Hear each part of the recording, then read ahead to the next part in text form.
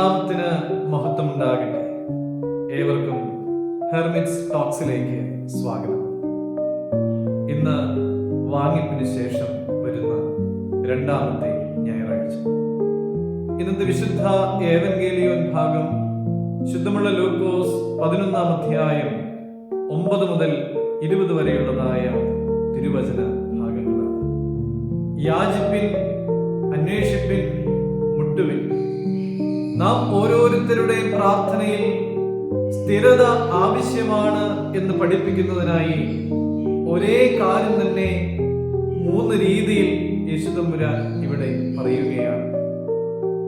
ചിലപ്പോഴൊക്കെ നമ്മുടെ ആവശ്യങ്ങൾ ദൈവത്തിന്റെ തിരുസന്നിധിയിൽ ഒരു പ്രാവശ്യം നമ്മൾ ഉണർത്തിച്ചതിന് ശേഷം എന്റെ പ്രാർത്ഥനയ്ക്ക് ഉത്തരം കിട്ടുന്നില്ല എന്ന് പരാതി പറയുന്നവരാണ് നമ്മളിൽ പലരും.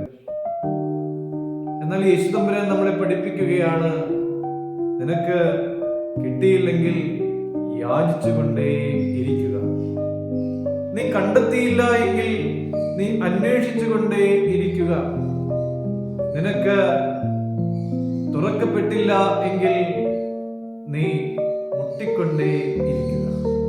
പ്രിയമുള്ളവരെ, ദൈവത്തിന്റെ സമയത്തിനായി കാത്തിരിക്കുവാനായിട്ട് നമുക്ക് സാധിക്കണം. ഒരൽപ്പം വൈകിയാലും ദൈവം ഒരിക്കലും മോശമായത് ഒന്നും നമുക്ക് തരികയില്ല എന്ന് തിരിച്ചറിയുവാനായിട്ട് നമുക്ക് സാധിക്കണം. പല കാര്യങ്ങളും പരിശോധിക്കുമ്പോൾ മാതാപിതാക്കളായ നമ്മൾ പലപ്പോഴും അപൂർണരാണ് എന്ന് തിരിച്ചറിയുവാനായിട്ട് സാധിക്കും. നമ്മളൊക്കെയും അപൂർണരായ മാതാപിതാക്കളാണ് എങ്കിൽ തന്നെയും ഒരു മകൻ അപ്പം ചോദിച്ചാൽ കല്ലിനെ കൊടുക്കുന്നില്ല, മീൻ ചോദിച്ചാൽ പാമ്പിനെ കൊടുക്കുന്നില്ല, മുട്ട ചോദിച്ചാൽ തേളിനെയും കൊടുക്കുന്നില്ല.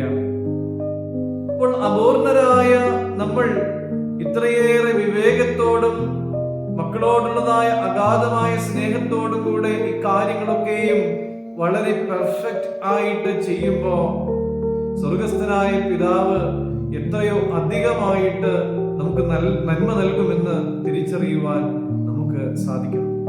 ദൈവത്തിന്റെ തിരുസന്നിധിയിൽ ചേർന്ന് നിൽക്കുന്നവരെ ദൈവം പരിശുദ്ധാത്മാവ് കൊണ്ട് നിറയ്ക്കും.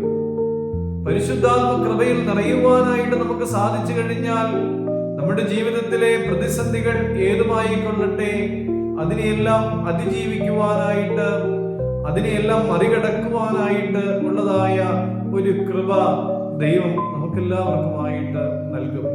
പരിശുദ്ധാത്മ കൃപയാൽ അലങ്കൃതരാകുവാനുള്ളതായ ഒരു ഭാഗ്യം നമുക്കെല്ലാവർക്കും ഉണ്ടാകട്ടെ എന്ന് നമുക്ക് പ്രാർത്ഥിക്കാം. ദൈവം എല്ലാവരെയും